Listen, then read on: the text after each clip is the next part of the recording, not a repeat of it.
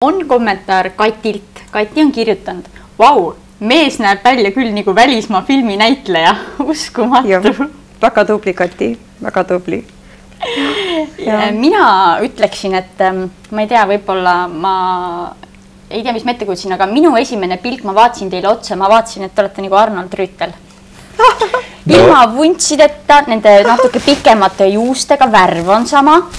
Värv on jah loomulik tänu juuksuritele, kuna algul oli plaanis, et nagu toonitakse, kuna ma ei ole kunagi enda juuksid värvinud. Noorest peast olid need mul süsimustad, nüüd on hallid. Ja siis juuksurid otsustasid, et ei värvi, vaid jätavad loomulikud juuksed. Ja väga ilus. Ajad vuntsid ära ja siis tegivad nagu, ütleme, nagu nad seal ütlesidki, et Ivo Linna soengu. Nii, Ivo Linna soenguga Arnold Rüütel välismaine Ameerikaine. Ja Ženevokini välja valitud ülikond pluss lips. Tatjana, milline püss teil kodus on? On küll, nüüd ma näen seda, et mul on kodus püss. Ma pean ikka vaatama, et see püssi kuidagi õhtu niimoodi nurka paneme, et pauku ei teeks.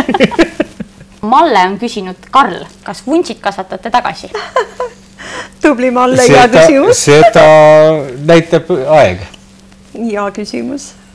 Nüüd ei ole jah vaja nagu enam varjata vuntsidega hambaid.